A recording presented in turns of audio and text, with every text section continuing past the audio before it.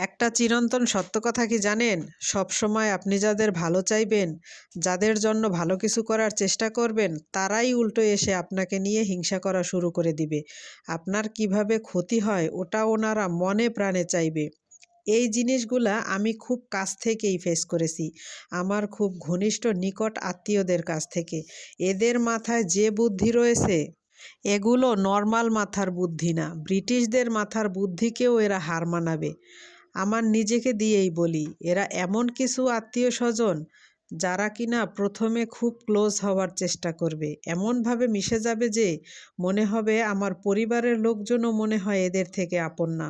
কিন্তু দুর্ভাগ্যবশত বুঝে উঠে পারিনি যে এরা এমন ক্রিটিক্যাল বুদ্ধি নিয়ে চলাচল করে, এমন গুটি চালবে, এতে করে আপনার পরিবারের সদস্যদের সাথে আপনার সম্পর্ক নষ্ট হয়ে যাবে। অথচ সে ঠিকই পেছন থেকে হাসবে। হাসাহাসির কারণ একটাই, এরা চাচ্ছেই যেন আপনার পরিবারের সাথে আপনার সম্পর্ক নষ্ট হয়ে যায়। ওই যে বললাম যে শুরুতেই এসে আপনার সাথে এমন খাতির জমাবে মনে হবে যে এরাই আপনার ভালো চায়। আর আপনার পরিবারের যে সদস্য আছে তারা মোটেই আপনার ভালো চায় না। এখন কথা হচ্ছে আপনি এই আত্মীয় নামে বিষধর সাপ থেকে কিভাবে রক্ষা পাবেন? কিভাবে এদেরকে চিনবেন? এদের চেনার উপায় একটাই আছে। যখন আপনার অঢেল টাকা পয়সা হবে, যখন কিনা আপনি ভালো থাকবেন, ভালো পড়বেন, ভালো খাবেন, আপনার মা, বাবা, ভাই, বোন সবার সাথে খুব ভালো সম্পর্ক থাকবে, এরা ঠিক তখন জ্বলে উঠবে। তখন চাইবে কিভাবে আপনার ক্ষতি করা যায়। কারণ প্রকৃতপক্ষে তাদের থেকে আপনি বড় হয়ে যান, তাদের থেকে আপনি ভালো চলাচল করেন, এটা তো তার মোটেও সহ্য হবে না। এই আত্মীয়গুলো আবার নতুন একটা গেমও খেলতে জানে।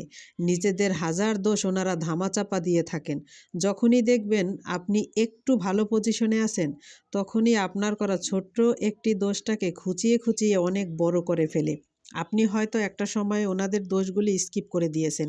নিজের আত্মীয় বলে কাউকে প্রকাশ করেননি। ভেবেছেন যে নিজেদের লোক যদি এগুলো কাউকে বলি তাহলে মান-সম্মান তো নিজেরই যাবে।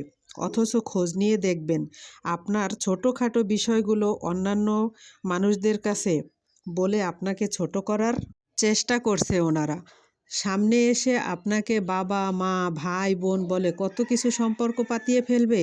অথচ পেছনে গিয়ে এর মতো খারাপ ছেলে হয় না, এর মতো খারাপ মেয়ে হয় না, এসব বলে আপনাকে খারাপ করার চেষ্টা করবে।